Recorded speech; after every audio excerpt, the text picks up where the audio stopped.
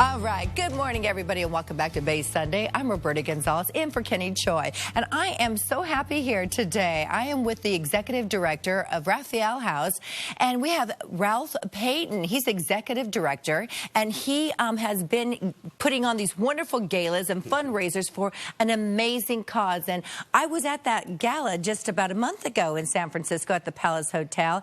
What an inspiring event. Oh, thank you so much for, number one, having me today, and number two, attending our gala. Well, what I learned about the Raphael House, because this was a brand new organization, nonprofit organization for me to learn about it, and it's as if you have homelessness. It's only a temporary state. It does not completely define a person or its family, and I found that alone a purpose to help. You're absolutely correct. That's how we see it. We work with families that are experiencing homeless or at risk for homelessness, and we want to make their period of homelessness as short as possible. So we have a residential program where families that are in crisis, they need a place to stay for the night. They can come in our program and they can stay there for, a month, 2 months, 4 months, 6 months. And then we have an aftercare program, what we call our Bridge program, that supports families once they've found their own home.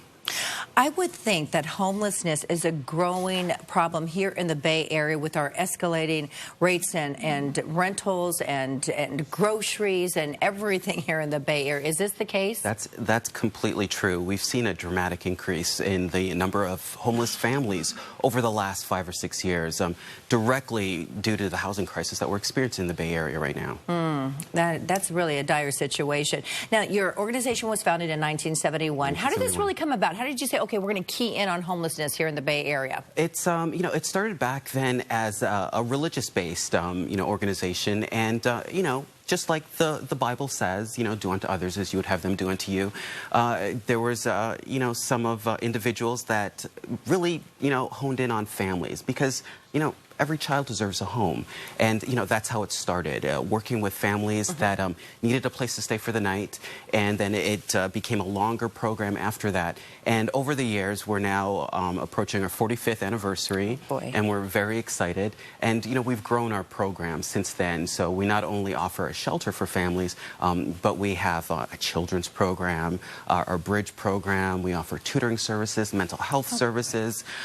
We have chefs that cook for our families, financial literacy services, anything it takes to put these families back on the road to self-sufficiency. Boy, that is so important, too, when you even talk about nutrition, because you have to eat well in order to think well. Exactly. So tell me, where are most of these shelters located?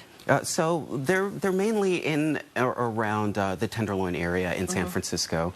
But, it's not really so much where we're located because, families can go online, they can find, our address, call, make an appointment to come in, and then we help them, find their own home after they visit our shelter program. Yeah, I was going to ask that because if I'm in the East Bay, let's say, I can go online and find out more about Raphael House, and you can help locate me into one of these shelters. I was reading the other day in one of the newspapers about that really most people are only 1 or 2 paychecks away from being homeless. That's it. And we're seeing that more and more, especially, with the housing situation in the Bay Area. It could happen to me. It could happen to anybody. And I think that's one of the realizations I had, almost 20 years ago when I first started working in the area of homeless services, that, it's to stigmatize, somebody as saying that they're homeless and, it can never happen to me.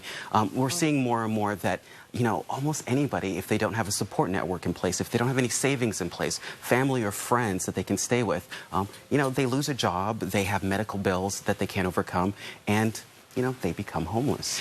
If somebody's in that situation, what can they do? Well, they can call our, our organization, definitely. They can go online, raphaelhouse.org, and, make an appointment to come in and see us. Not only do we help families that need immediate shelter for the night, but even families that are, that are facing eviction can give us a call, and we can help them as well. As executive director, as the head boss of this organization, what is your wish? Oh, my wish, of course, is to end family homelessness, and I feel that it's something that's doable. It's the resources. We need the resources to make it happen. As a 100% privately funded organization, we count on the community to support our agency. Not only with monetary donations, but also volunteers as well. We have about 2,000 volunteers that a year that come to Raphael House and work with our families, whether it's tutoring, whether it's cooking a meal for our families, working in our children's program. It's the community that really supports the work that we do. That's amazing. And you take like professional clothing to help people get back on their feet to go out for those job interviews? Oh, yes, as okay, well. You can count on me then, okay? Oh, thank I want to be so one much. of those volunteers. And if you out there would like more information about Raphael House, then all you have to do is log on to raphaelhouse.org. That's RAPHAEL house.org.